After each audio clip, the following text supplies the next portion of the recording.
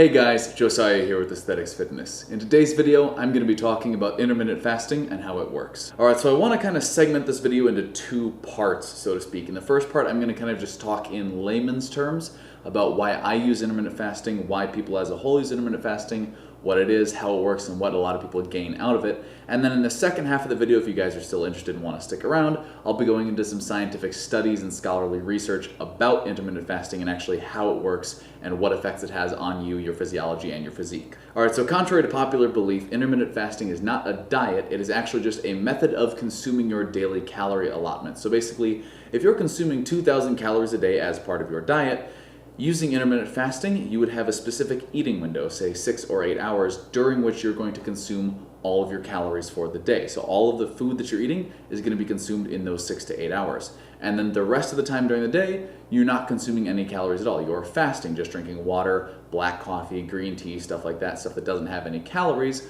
so that in that shortened eating window, you can eat bigger meals and eat more calories and still have your net calories for the day remain the same. And that is one of the primary reasons why people use intermittent fasting, is that it allows you to eat big meals. If you think about like a traditional diet structure, especially like a bodybuilding diet where people will be eating 6 to 8 small meals a day, well, if you're eating 2,000 calories a day and you're eating 6 small meals, you're eating like 300, 350 calories per meal, and none of those small meals are really going to be that satisfying.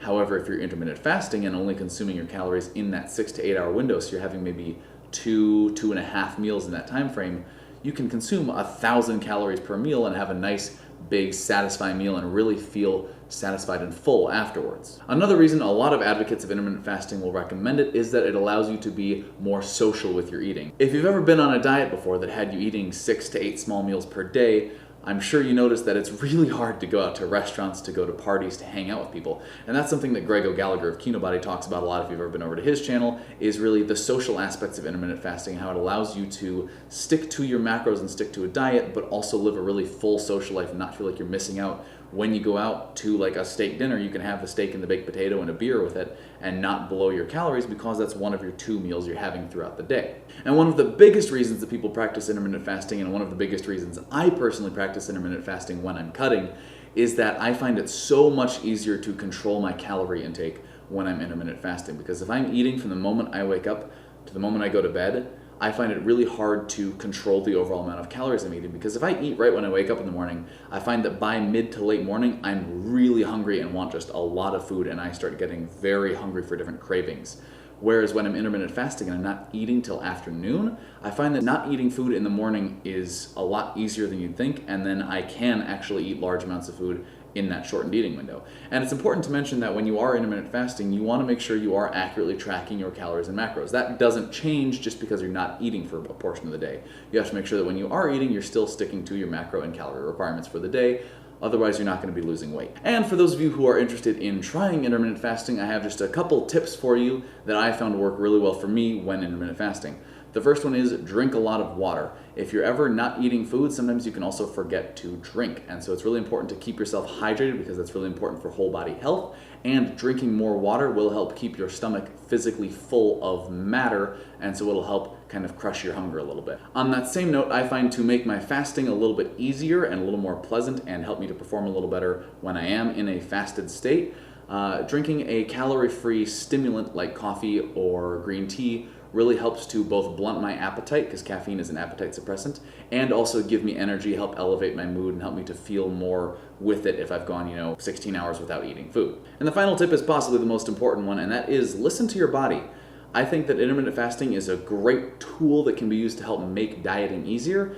However, if you're a person that is really hungry all the time in the morning and you just need food, then maybe move your eating window to when you wake up, and rather than pushing your first meal later into the day, just end your eating earlier in the day if that works better for you. If you're a person who goes to work and has breakfast and lunch meetings all the time, you don't want to be fasting through all of those because it's just not practical for you.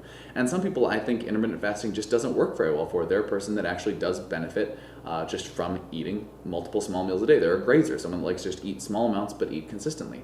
That's going to work better for some people than others. I don't think that intermittent fasting is a magic one-size-fits-all, just catch-all for, hey, this is the best diet thing that's ever existed. But for me, and for I think a lot of people, it's really, really helpful to help portion control, limit your appetite, and keep yourself in a calorie deficit when cutting.